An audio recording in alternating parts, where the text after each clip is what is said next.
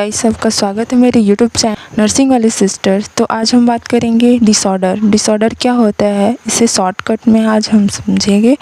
तो डिसऑर्डर, उसका मीनिंग होता है dis plus order. Dis means lack of या disturbance and order means arrangement and normal condition.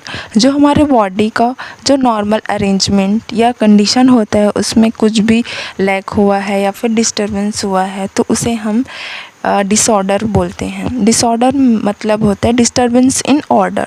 Definition of disorder is a condition in which the normal structure और function of the body और mind is disturbance causing abnormal physical और mental function. Means जो हमारे physically या फिर mentally जो function चल रहा है उसमें कोई भी तरीके की डिस्टर्बेंस आया उसे हम डिसऑर्डर कहते हैं। जैसे सिंपल डेफिनेशन के थ्रू भी हम समझ सकते हैं, disorder is a disturbance in the normal working of the body और mind that affect a personal thought, emotion और बिहेवियर।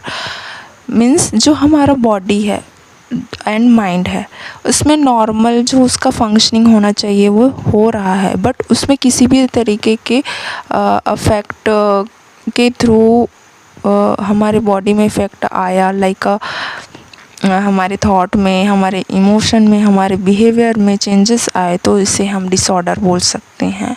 जैसे कि माइंड में आया तो माइंड के जैसे थॉट में आया तो सिज़ोफ्रेनिया ऐसे ही बोलते हैं ना, डिसऑर्डर में बोलते हैं, ऐसे नहीं बोलते डिसीज़ में बोलते हैं इस कंडीशन को। मतलब बहुत सारे चीज़ें हैं इसमें अफेक्ट हो रहा है तो इसे हम डिसऑर्डर बोलते हैं।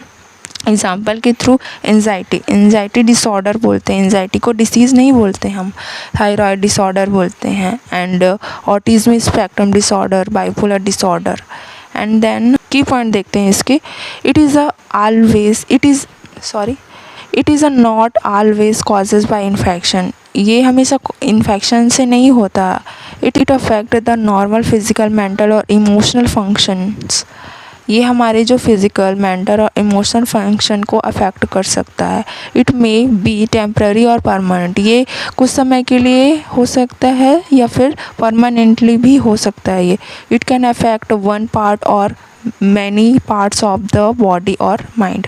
ये कोई जो हमारे बॉडी के एक पार्ट को या फिर एक ऑर्गन को अफेक्ट कर सकता है या फिर मल्टीपल ऑर्गन या फिर जो हमारे माइंड के सेंटर्स होते हैं उसको अफेक्ट कर सकता है। देन आप एग्ज़ाम के पॉइंट ऑफ व्यू से इसे कैसे बेटर अंडरस्टैंड कर सकते हैं। अगर एक पर्सन है उसे एंजाइटी है, वो ऑलवेज फील वरी, वो बहुत ज़्यादा चिंता करता है और फेयर और रेस्टलेसनेस होता है उसको। It is a disorder because the normal mental function is disturbance. Means उसे बहुत सारी चीज़ें एक साथ हो रही है तो उसे हम डिसीज़ कंडीशन नहीं बोल सकते, उसे हम डिसऑर्डर बोलेंगे। और जिससे कि मतलब डिसऑर्डर है तो ये हमारे मेंटल फंक्शन को डिस्टर्ब कर रहा है तो इसे हम डिसऑर्डर बोलेंगे। तो थैंक यू गाइस। इसी तरीके की वीडियो के लिए आप मेरे चैनल को सब्सक्राइब करें, लाइक करें, शेयर करें। Thank you so much.